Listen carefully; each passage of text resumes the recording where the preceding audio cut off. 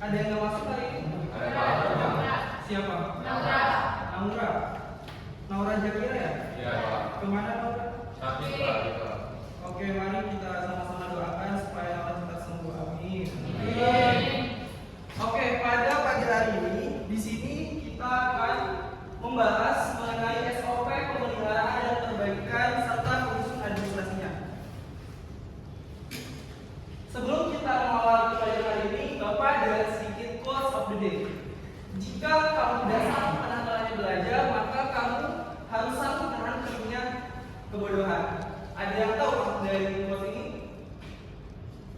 Tahu nggak?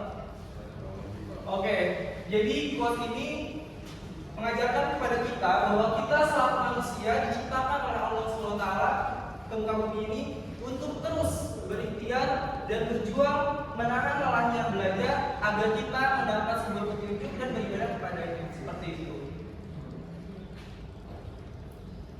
Selanjutnya itu ada tujuan pembelajaran pada hari ini. Tujuan pembelajaran hari ini ada 4M. Apa itu 4M? 1.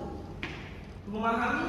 Yang kedua ada menerapkan. Yang ketiga ada evaluasi. Dan yang keempat ada menganalisis mengenai SOP pemeliharaan dan perbaikan serta menyusun administrasinya.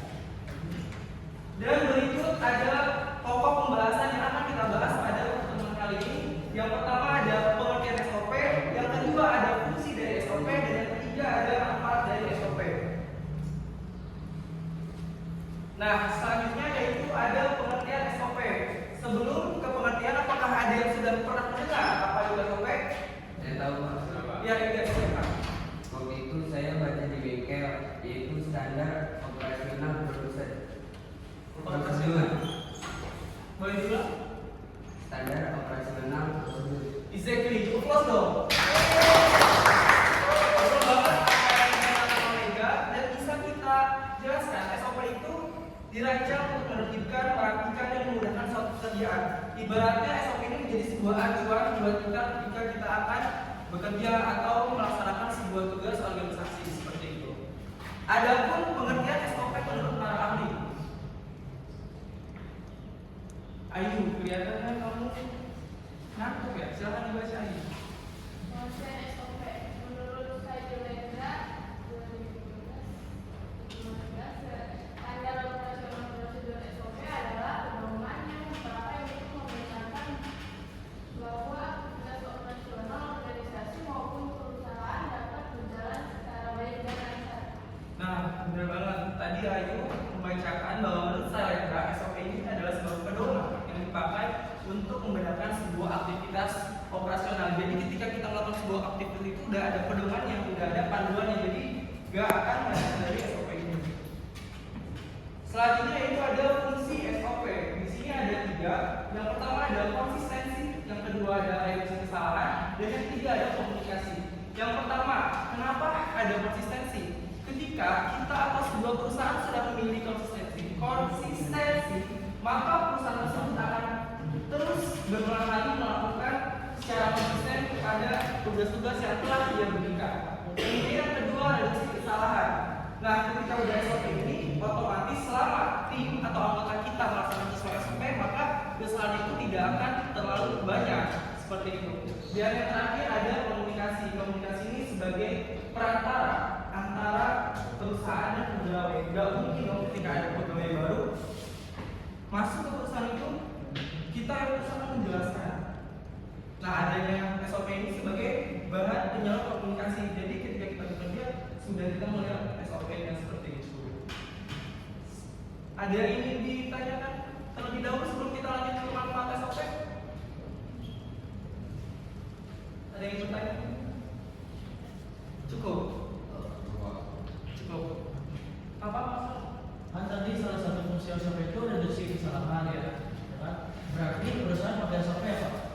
Ya, kalau perusahaan yang sudah lama dan ternama itu pasti memiliki standar-standar SOP tersendiri seperti itu. Karena SOP ini bisa menjadi sebuah bahan evaluasi setiap tahunnya, bahkan setiap bulannya akan terus mengupgrade agar menjadi lebih baik dan lebih baik serta mengurangi sedikit kesalahan seperti itu.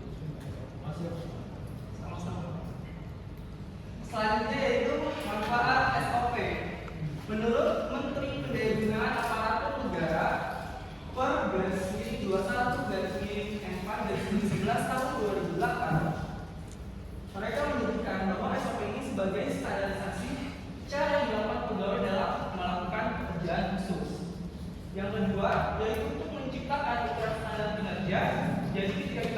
tidak selalu bekerja, tapi ada aturan-aturan yang harus kita pakai, yaitu SOP ini. Dan yang ketiga, untuk menghindari tumpang tindih pelaksanaan tugas pembagian pelayanan. Jadi dengan adanya SOP ini kita nggak mungkin dong mengerjakan job desk dari A sampai Z. Tapi ketika sudah ada SOP ini kita sudah dibagi job desknya masing-masing. Misalnya job desk Ega dari A sampai C, job desk Marcelo dari D sampai E, dan Ayu Z sampai seterusnya seperti itu. Nah, gak kerasa karena udah cukup lama, ada yang bisa menyimpulkan nggak pertemuan hari ini apa?